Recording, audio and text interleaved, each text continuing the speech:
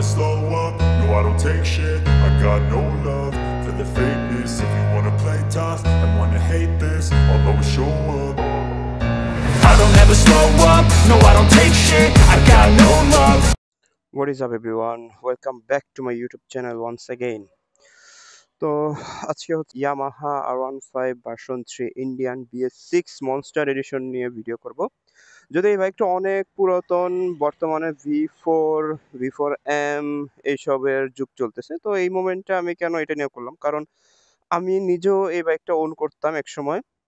আমি V4 V4M Indo এগুলো চালাইছি, বাট V3-র যে অ্যাগ্রেসিভ পশ্চার আর এটার যে ব্যালেন্স আমার কাছে অন্যান্য বাইকের তুলনায় অনেক বেটার মনে হয়েছে। তো বর্তমানে যুগে V4 V4M এর যুগেও এই বাইকটার ক্রেজ কিন্তু কমে নাই। ইভেন বর্তমানে এটা নিউ প্রোডাকশন হচ্ছে, নিউ বাংলাদেশে সেল হচ্ছে। তো ভাবলাম যেহেতু আমার এক ছোট ভাইয়ের এই বাইকটা নিজের, তো ভাবলাম যে এটা নিয়ে কেননা একটু ভিডিও বানাই। যদিও এই বাইকে অনেক কিছু মডিফাই করা হয়েছে, যেমন এটার মিরর, গ্রিপ, তারপরে আর ফুট রেস্টটা হচ্ছে ইনডোর লাগানো হয়েছে। তারপরে টেল লাইটটাও লাগানো হয়েছে। যদি দাঁড়ান সুইচ ইগনিশন দিয়ে দেখাই, জি এই যে এটাও লাগানো আফটার মার্কেট। তো আবার এই সাসপেনশনের এই জিনিসটা মডিফাইড করা, সামনে উইংলেট লাগানো। তো এই বাইকের স্পেসিফিকেশন সম্পর্কে বলার কোনো দরকার নেই, কারণ এটা সম্পর্কে কম বেশি সবাই জানে। তো আসলে চলেন দেখি যে এই বাইকটা আসলে কেন এত স্পেশাল। তো এটা হচ্ছে চাবি, কারণ ওরা ইন্ডিয়ানে কেন যে একটা মানে এফজেড এর চাবি দিয়া দেয় এই জিনিসটা আমার এখনো মাথায় আসে না। ইয়ামাহার উচিত যে কিছু বিষয় নিয়ে আসলে কাজ করার। তো বাদবাকি কথাগুলো বাইক রাইড করতে করতে বলি। আর কেন এই বাইকটা আসলে এত স্পেশাল আমার কাছে বা অন্যান্য বাইকিং কমিউনিটির ক্ষেত্রে, আপনি দেখেন বর্তমানে আপনার এত হাই সিসি বাইক ঢুকতেছে, তার ভিতরেও এই বাইকটা এখনো সার্ভাইভ করতেছে, ভালো পরিমাণ টক্কর দিতেছে। কি কারণে এটা আসলে আমরা রাইড করতে করতে বলি।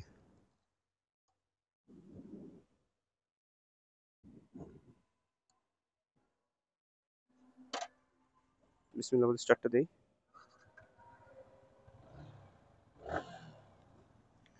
ইয়ামাহার এই ভার্সন 3, R15 ভার্সন 3 গুলো, ভার্সন 4 এই ইঞ্জিনগুলো খুব রিফাইন, আর এগুলো অনেক হাই রেভ ইঞ্জিন।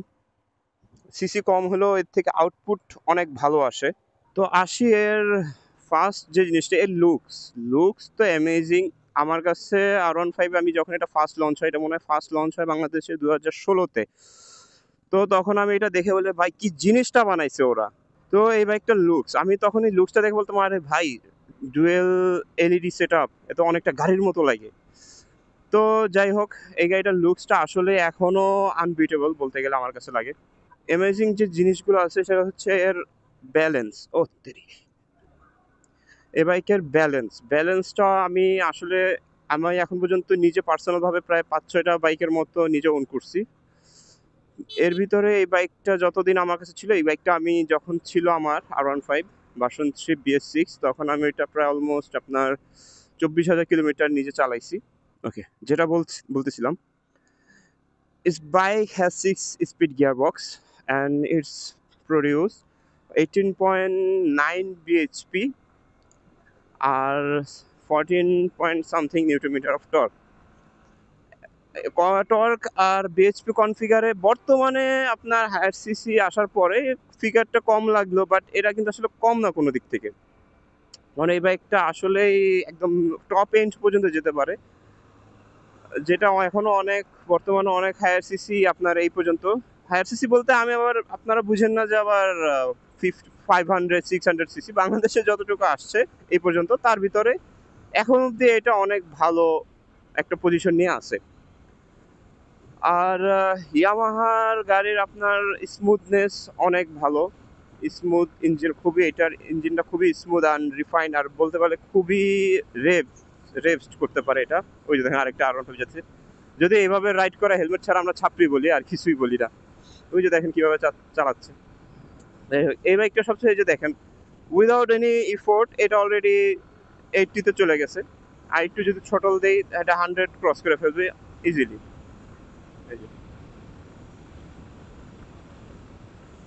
আর এই বাইকটা আছে ভিভিএ, ভ্যারিয়েবল ভালভ অ্যাকচুয়েশন।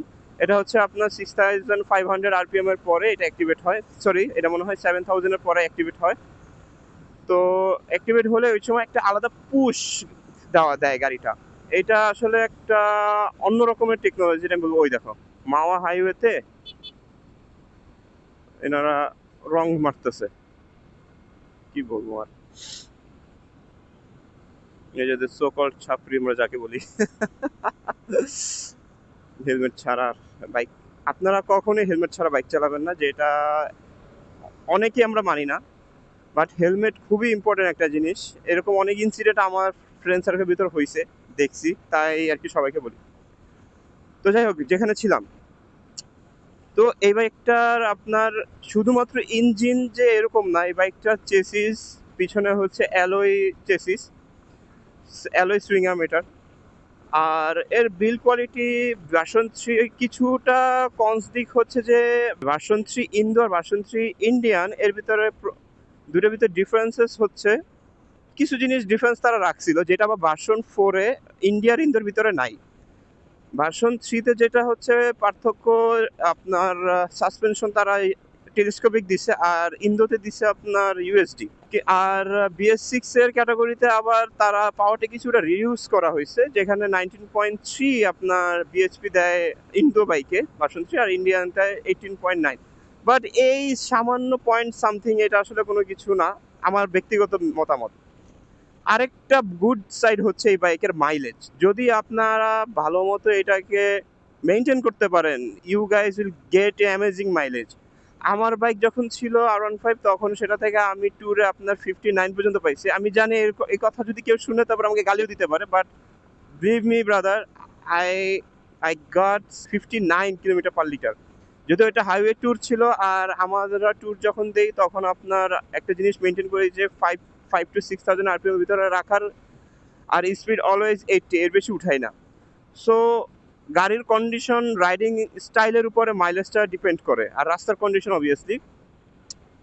তো এই এই বাইকটার জিনিস হচ্ছে যে আপনি এটা থেকে ভালো একটা স্পিড পাচ্ছেন, ভালো রেভিং ইঞ্জিন পাচ্ছেন, আপনি এটা থেকে ভালো লুকস পাচ্ছেন, ব্যালেন্স পাচ্ছেন। আর অবভিয়াসলি ভার্সন 3 ইন্ডিয়ানে ডুয়েল চ্যানেল এবিএস তারা দেয়, সামনে 280mm ডিস্ক, পিছনে হচ্ছে আপনার 220 ডিস্ক তারা ইন্টিগ্রেট করছে, আর dual channel ABS. Indo version 3-তে আবার এবিএস নাই, বাট ব্রেকিং ডিস্ক সেম। তো এই দিক থেকে আবার ইন্ডিয়ানকে আমি এগিয়ে রাখি সবসময় ইন্দো আর ইন্ডিয়ানের ভিতরে।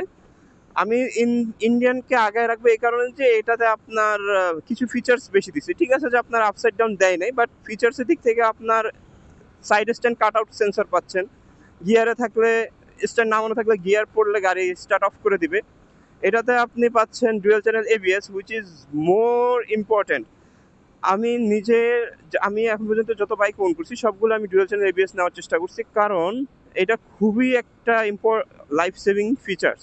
এত কিছুর পরেও এই এত হায়ার সিসির মাঝে কি এটা সার্ভাইভ করতে পারবে? যেহেতু এটার প্রাইস অনেক হাই, বাংলাদেশে যারা লবণ বিক্রেতা আছে তারা এই বাইকটা আনতেছে ঠিকই, ইয়ামাহা গাড়ি খারাপ না, বাংলাদেশে যারা ডিস্ট্রিবিউটার আছে ওনারা, এটা আমি জানি না কি বুঝা একটা গাড়ির দাম 5 লাখ 5.5 লাখ দিয়ে রাখে 150 সিসির বাইক। তারা বলে যে এটা সিবিইউ ইউনিট। এখন ভাই সিবিইউ ইউনিট বইলা যদি এইভাবে কোবান সবাই রে, এখন আর কি বলবো। এটা যেখানে মানুষ আগায় যেতেছে 350 সিসি নিয়ে অন্যান্য কোম্পানি এসে, সেখানে আপনারা এখন অব্দি 150 সিসি আটকে আছেন, আর এটার ভিতরে বলতেছেন তারা প্রিমিয়াম বাইক।